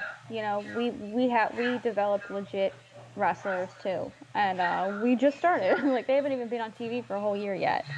So I think it's great that Jungle Boy is in that position. I think that it does kind of put the spotlight on the homegrown AEW talent, and doesn't take it away, because I mean, when these guys do debut, you do kind of fear, oh no, what about like the Janellas and the Darbys of the group, these people that weren't WWE guys. Yeah. So I think it's a great way to not only put over your talent, but to show that they still can go. Yeah. I think that part of the Ring of Honor thing too, I've been thinking this for a minute, but I like really thinking about it more now that Flip Gordon is signed with them again. I think that they're really setting themselves up for like a big, whether it's like a War Games type thing or something where like the Villain Club, like, because you have Marty, PCO, Brody King, and Flip Gordon. You got four of them. You've got the Young Bucks, Kenny, and Cody. And then if Cody splits off to do a Four Horsemen thing, you got Hangman. Mm-hmm. And then you could potentially have the four that I just talked about, like the Four Horsemen with Cody, FTR, blah, blah, blah, MJF or Sean Spears or whatever. And then you've got, like, the potential of Adam Cole coming over, and, like, if him, O'Reilly, Fish, and Strong all happen to... I mean, you have such a strong, like...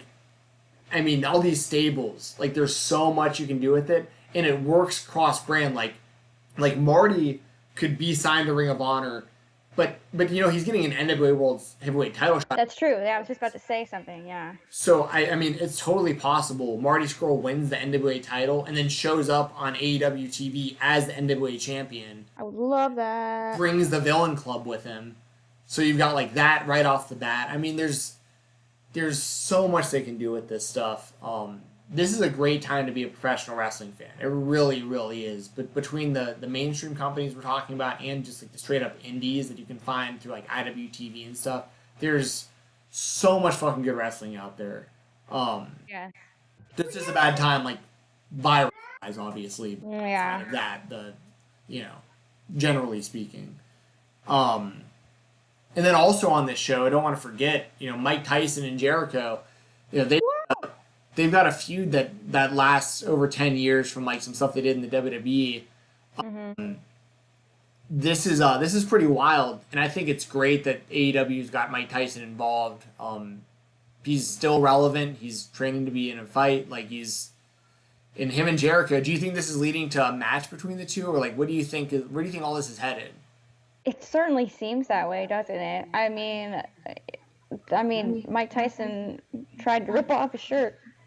Didn't get there quite all the way, but they were throwing down there.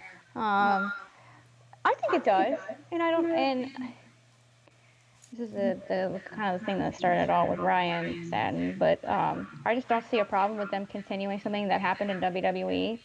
I mean, my point was I made the point of AJ Styles and Shinsuke Nakamura, and a lot of people jumped on my case and said, well, Shinsuke won the Royal Rumble and AJ was the champion, so they had to have a match at WrestleMania. And I said, yes, of course, but they added elements of their New Japan feud to that build to WrestleMania. It's totally okay. They've always talked about when it was like the Club and Finn and all that stuff. They've always brought kind of the stuff that's happened internationally around the world to the forefront to kind of build their feud in WWE, and that's okay. I have zero problem with that. It's continuity on a whole nother level, and I'm totally fine with it. I'm fine with it when WWE does it. I'm fine when AEW does it. It's fine. It's television. It's really not that big of a deal to me. Like, I don't understand why this is such a big deal. Yeah, it happens all the time. Like, even like NXT, like, I'll never forget when Kevin Owens showed up in NXT for the first time. Yes. It was immediately, the story was him and Sami Zayn, because there was a history on the indies that everybody knew about. Everybody knew about. They went with it in NXT. Like, and it's funny, if I probably have to see the comments that you're talking about, but like, if somebody's No, I deleted it. I deleted my comment because I just was so fed up. I've been getting so much shit from. Sorry, I've been getting so much crap from people about my hoodie and stuff, and people making fun of me. To see my mentions being blown up with all this negative, I was like, What I'm saying is, that's really fucking hilarious. If somebody was like, their justification and reasoning was, like, let's say if someone's saying you shouldn't do Mike Tyson and Chris Jericho, because that's an old thing from WWF. Or you shouldn't do Shinsuke and AJ or whatever, because that's just a New Japan thing. But then to have the like reasoning be, well, I mean, but Shinsuke won the Royal Rumble, so he had to fight AJ. Right? Mark, you kidding? Yeah, because they fucking rode him to win the Royal Rumble, so they Right? because they had a fucking feud in New Japan that everybody wanted to see him run. That was their way of getting to that match. I could not He didn't. believe. Newsflash: Shinsuke Nakamura didn't really win anything because Right? somebody rode him to win. Every single person. There were people reaching saying that I was saying AEW can do no wrong, that I was like a WWE hater. I was like, I cannot believe. I literally said AJ and Shinsuke continued their feud from New Japan Pro Wrestling into WWE at WrestleMania or something. I have zero problem with this. That is all I said. Yeah. I never said I Such hated a funny it. thing. Well, like, I mean, fuck that. But I mean, he won the Royal Rumble, so like they had to fight. Right? Okay. Like, why did he win the Royal Rumble? He deserved it, bro. Like, yeah. He put all 30 people, he threw them all across the top rope himself because he was the most logical person to become champion because he's the strongest. Yes. It's because he got that MMA background. Right? He had the advantage over Roman in the final. He beat Brock Lesnar, don't you know that? Yeah, well, yeah, he wrestled him in New Japan, yeah. Yeah, well, yeah, he did. But Shinsuke does have a couple MMA fights to his credit. Does he really? Mm-hmm. Is he that good? Yeah, I think he won most, if not all. He only had like 4 or so fights. JGeezy, welcome back to the chat. Says some WWE fans are so simple-minded. Well, it isn't just WWE fans; it's all wrestling fans, to be fair. But yeah, I think WWE fans. There's just more of them. Well, they just get ultra defensive because, like, you know, WWE's their brand, and now they're like, well, there's this other thing, AEW, coming around that people seem to really like, and they don't want to really give it a full chance because they want to stay loyal to WWE, and I think that's where a lot of that comes. Yeah. And you know what? There's nothing wrong with being passionate about WWE. I love WWE, and there's nothing wrong about being passionate about something you love, but you have to be respectful of other people's opinions. You can try your best to persuade someone to watch it, but telling someone they're stupid and calling them an idiot and belittling them for their opinion is not going to get anyone to watch anything. In fact, it's going to get them to not watch it and to try and get other people not to watch it because you're being a jerk about it. Yeah. It's like, it's weird enough, like, to be a wrestling fan, like, just in general. Like, me, you, everybody. And it's like, it's wrestling, you know, it's such a strange, like, art form when you really think about it. But it's something that we all love so much that we're going to, like, literally fight each other over our opinions on it, which is so crazy to me. So strange. It's how it's always been. I appreciate I really do appreciate the passion.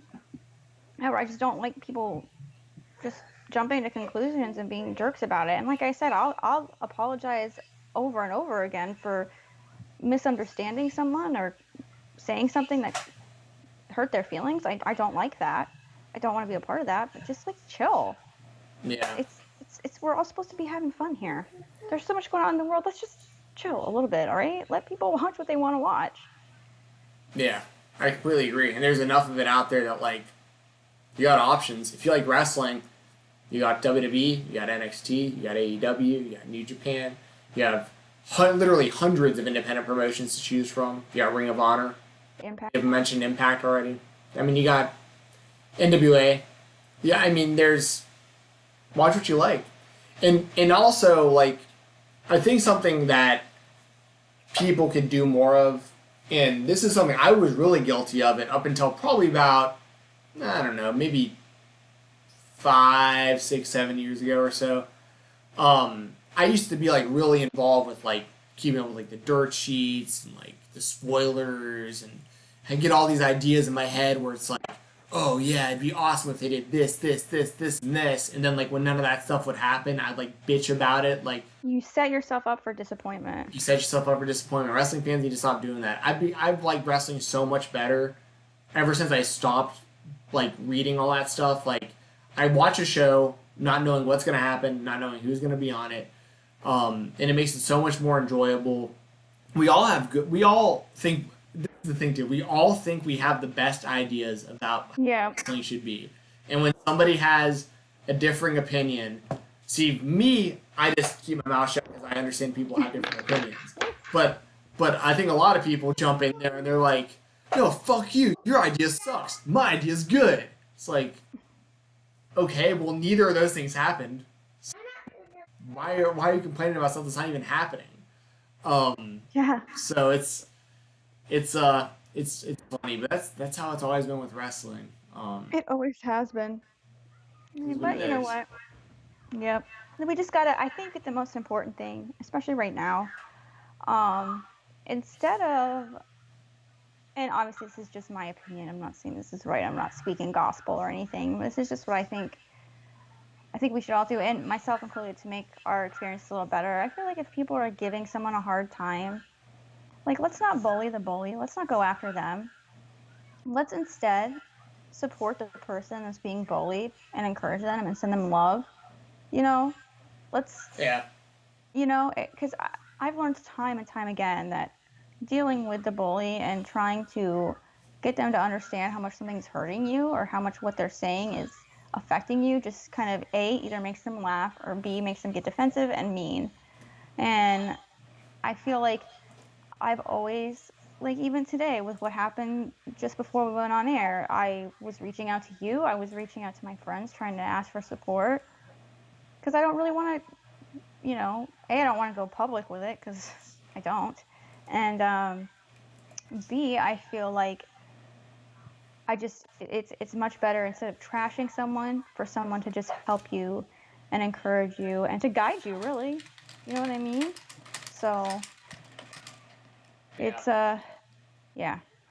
Yeah, sometimes the bully needs to get bullied though, every now and then. Yeah. Oh, yeah. Absolutely. They need their day, and I'm a true believer in karma. But I'm a true believer in karma. But at the same time, rather than getting revenge, I just really hope that people can learn their lesson, and I hope that people the best revenge to me is someone realizing what they were doing was wrong and changing themselves and their ways for the better. That's the best revenge of all. Yeah. Sometimes. I mean, obviously there's certain cases that it's not, but for the most part. Well, let me know in the chat, what do y'all think? We got any final thoughts? Anything about AEW? Anything about the pep rally? Huh? Did you see that was funny. Yeah, I went straight to the Tyson stuff. Yeah, that was great. I loved Sammy. And was it Ortiz that gave out the Vicks? And Jericho was like, my abuela does that too. That was really funny. And then the trophies, and it said best dad jokes, and Sammy's like, yeah, there's kind of a pandemic going on. It's really hard to get trophies right now. Just owning Jericho. Yeah, the participation trophy. Yeah, I loved it. I thought it was hilarious. I couldn't have Vicky Guerrero, but I like that. What so I'll say this personally, I'm not huge on seeing Vicky on the show. She's just never really been my. She's kind of annoying to me but that's what she's trying to do. That's her. Cover your ears or get your earplugs ready on her little thing. Right, but what I really like about her being involved is I feel like Jericho is just doing right by Eddie. Right. That it's him taking care of his people. Even though Eddie's not around anymore, he can still take care of his widow. And Vicky's been involved with the business, obviously. The WWE did the same thing with her by putting her on screen and giving her a job for so long. And she deserves her role. For the roles that she plays, she does it very, very well. Right. She goes with it. Yeah, she was always good as a general manager and stuff. I'm just saying, I'd rather watch a wrestling match than listen to her fucking voice, just shit out of me. But she does it real. But she's so good at it, Yeah. I'm not knocking her. I'm just saying, she's just never been my favorite person to have to listen to talk and stuff. But I think that Jericho's great when it comes to that. I think the same thing's gonna happen with Benoit's kid. I really do.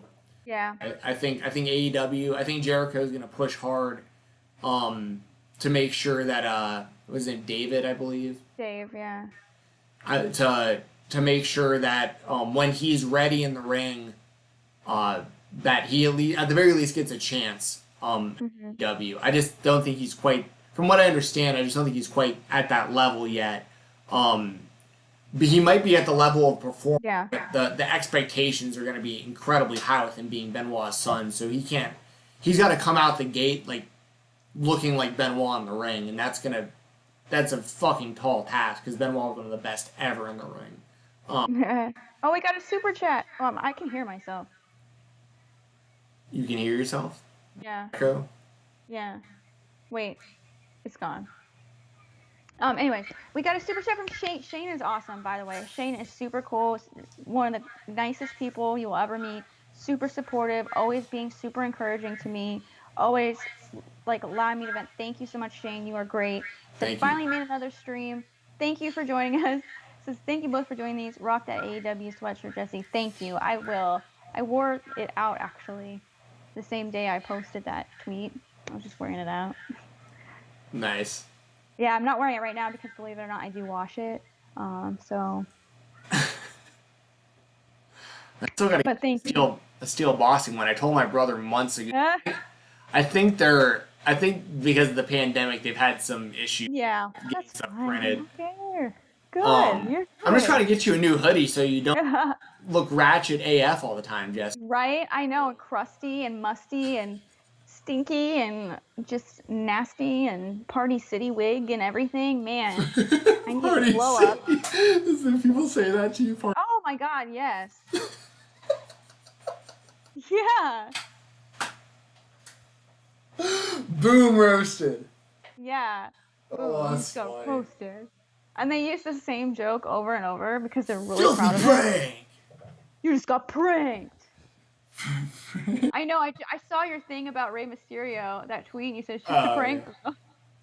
Yeah, I use that video for like everything. I know. I just love the filthy prank, filthy prank. Just like the. I know. I have that one video that I do. Hey, what's your name? You. Yeah. Well, we get cussed at this point. I've said a whole bunch of shit. So like, yeah. So like, literally, hey, what's your name? Yeah, fuck you. You just got pranked. Fucking bitch.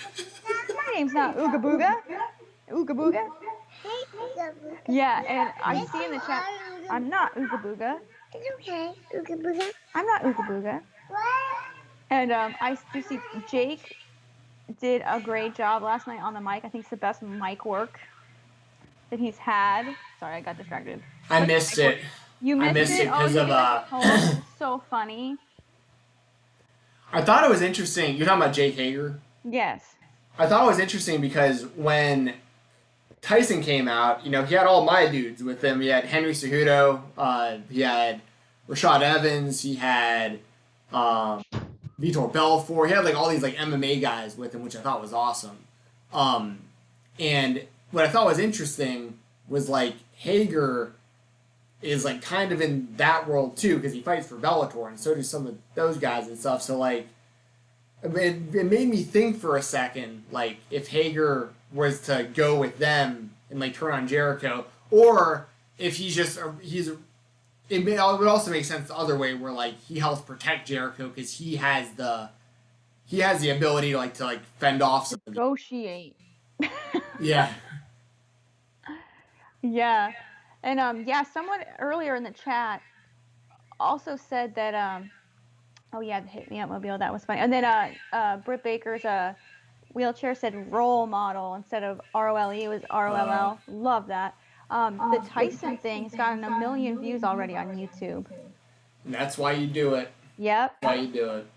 I'm telling you. Also, it's someone who actually makes sense. It'd be different if they threw like Kim Kardashian out there and it got right. It's Mike Tyson. Like this guy's a fighter. Like there's at least like he's already got buzz. Yeah, he's got buzz. There's a possibility that he actually gets in the ring with Jericho, which I think will probably happen. I don't know why they tease it so much for it not to happen. That has to be in front of a crowd, though. Yeah. Well, also, I mean, this is a long shot, but AEW has got a lot of money, and Mike Tyson wants the box, and he is not signed with any particular promotion for his fight yet. If they could get Mike Tyson's return on an AEW show, like Brawl for All style, but Bruh. that would be they would I mean they wouldn't break pay-per-view records, but it would be fucking up there. It would probably outdo a lot of the UFC shows from this year. Dude. So that would be incredible. and as a matter of fact, it'd probably do much better than some of the UFC shows, because on top of the Tyson return, you would also have Moxley, defending his belt or whatever. So you'd have a whole card built around it. That'd by far be AEW's biggest. The biggest thing they could do would be the home to Mike Tyson's actual boxing return. Yeah. But there's a lot that goes into that too. I mean, it isn't as easy as just booking that. There's licenses and promoters you got to deal with, and there's a lot of fucking red tape and agent to make something like that happen. But it's cool that he's involved for sure, and that he's continuing to be involved beyond just one show. Pop in here and there, like a part timer, like Brock Lesnar. Tyson, yeah. Yeah. Yeah, or that's like I said. If you can get, Cain Velasquez is a free agent. I don't know. Yeah. There's so many options out there. I don't think Kane's one of them. Well, I'm just saying, if you're that's Tyson true. involved, you got all these other MMA guys involved, like Henry Cejudo. I love seeing him show up. For those of you who don't know, he just retired from MMA. So he was a 2-division champion, vacated both of his belts, and just walked away on top. Just baller. Yeah. Probably fight again at some point. He's still in his prime. But on top of being a 2-division UFC champion, he won the Olympic gold medal in wrestling too. So this guy, I'm a huge Triple C fan. That's his nickname, is Triple C. Yeah. The King of Cringe. And seeing him pop up in AEW, I love that. And somebody, Mark Raimondi from ESPN, who I've actually had on my podcast a few times, good dude. Ooh. He put out the idea yesterday, and I thought it was great, of Triple C versus Sammy Guevara, where you have the Spanish God versus Henry Cejudo. They're about the same size.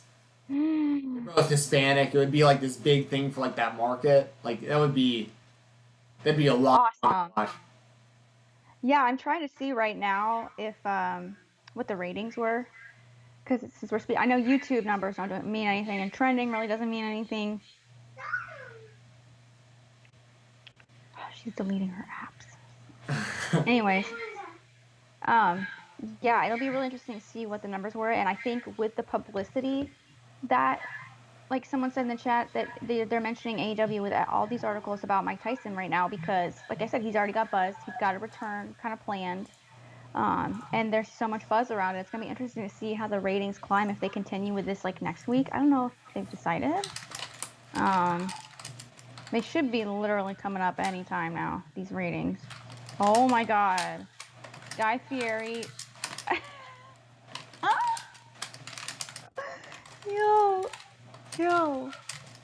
Yo. Hulk Guy Fieri. I'm sorry, I need to save this picture. This is the greatest thing I've ever seen. Hey, get down. No. Get down. No. Yes. No, Uber. My name's not Ooga Booga. Yes, you are. No, it's not. Yes, you are. Booga. You're Ooga Booga. No, I'm not Uga Booga. Hold on, let me put my arm around you. Say yes, you are Uga Booga. Yes, you are Ooga Booga. Oh, yeah, Uga Booga. Say you know. I'm not Ooga Booga. Yes, you are Uga Booga. Sorry, guys. I'm trying to see the ratings. It should be coming up soon, within the next couple minutes. But Sammy was in that fight with 1 foot. Yeah. Did AEW actually give you a shout out for putting their hoodie over? No, but Brandy Rhodes gave me some words of support, which I very much appreciated. However, I think that has also been a catalyst for more people to bully me, but I don't really care, because if the company that I'm wearing their hoodie of is supporting me, then that's really all that matters. Like, you know what I mean? Yeah. I wish AEW would give Give me a cut? No, I'm just kidding. I know they didn't give you the hoodie. I'm just saying. No, I should tell that story. That's a story. That's a fun story. How I got that hoodie. If you guys heard that story, you'd understand why I wear it so dang much. I walked around Las Vegas. Because that Las Vegas Fight Shop, they moved their location and I didn't know. So I'm literally walking around this huge mall in the middle of the strip by myself, like over and over and over and over, looking for this place, looking at it on my map, tracking my location. Like, I'm tripping out. So I finally asked someone. They said they moved. And I was like, man, whatever. And I went back. And Sean was like, I'll go with you to the mall that they're at now. And I was like, okay. Sean Ross Sapp. And I was like, okay, I'll do that because it's far away. And we got this Uber driver who was the most hilarious woman ever. And she was like, man, that mall used to be whack. And she was like on this whole thing about how this mall used to be so whack and the people were whack. And like, it was just the greatest thing. And so he went with me and I finally found the hoodie. They had like 2 left. And there was like a XXX and like a large. And I was like, I'll take the large. And it took me literally the entire day of that Sunday. And I was exhausted. I hadn't slept the entire time I'm in Vegas. So Awesome.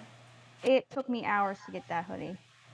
Oh my God. The Fight Shop. I love yes. the place. This is my favorite. That's my favorite store. I have like my laptops and stuff have like this. Oh really? This Fight Shop stickers all over them and stuff. We got like little. They hooked me up when I was in there last time. It was like. Did they? This little Las Vegas Fight. Oh cute! Yeah, I got little gloves there too. Yeah. And I got an AEW hat. I got really lucky. Like when I went in there, I was wearing an MMA On Point shirt when I went in. Nice. And I was like, we like wound up talking, and he was like, he knew me from like the videos, and then like he knew Fightful as Great. well. So he wound up. I won't even like publicly put him on blast, but they were giving me a really, really, really good deal on stuff. So I had to pay like $20 extra on my hoodie. I had to pay $80 for it. Oof. I was like, whatever. Yeah, I was like, whatever. It's probably plus shipping and taxes anyway. To be fair, I don't know if it might have been $65 because I bought the hat too. So that may be my error. I don't remember. I was tired. It was a long time ago. My bad. Wrong screen there. Let me see if let me give this dude a shout out. I wish I could remember his real. God, he's got like a fake name on Twitter, and I can't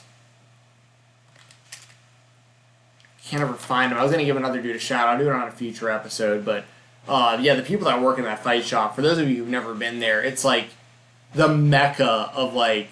It's at least in like the United States. They have some spots in like Japan and stuff, but like. Wow, AEW did 827,000.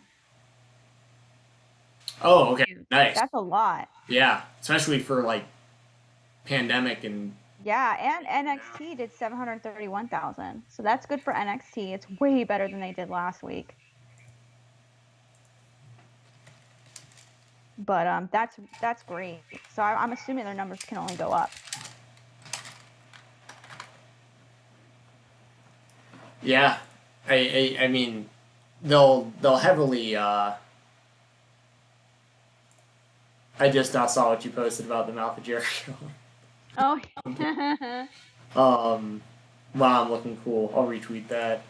You're like. Yeah, I'm sure they'll heavily promote Mike Tyson going forward. Like, Wow. They'll, yeah. Let me know in the chat before we get out of here. Like, do you have any other questions, comments, statements? Super chat. Else about AEW, anything about WWE, NXT? We didn't talk about NXT because I haven't had a chance to watch it yet. I didn't watch it either. I know Velveteen Dream's getting another shot at Adam Cole's title. Wait, I thought he lost. I think he's got another match coming up with. Oh, that's right. But if he loses this one, he can never fight for it as long as Adam Cole is champion. Well, that's where a lot of the speculation's coming in. Is that this will be Cole dropping the belt while he negotiates with AEW and WWE. Oof. That would be sick. I would love to see him drop the belt to Dream, jump on over. Right, like, bye. Yeah, deuces. Who cares about this belt? I mean, All right. no, NXT is legit. I love NXT. I love NXT. I just don't watch. I watch AEW over NXT, but I am a very big NXT fan still, especially when it comes to their takeovers. The NXT takeover shows. The same with the NXT UK takeovers.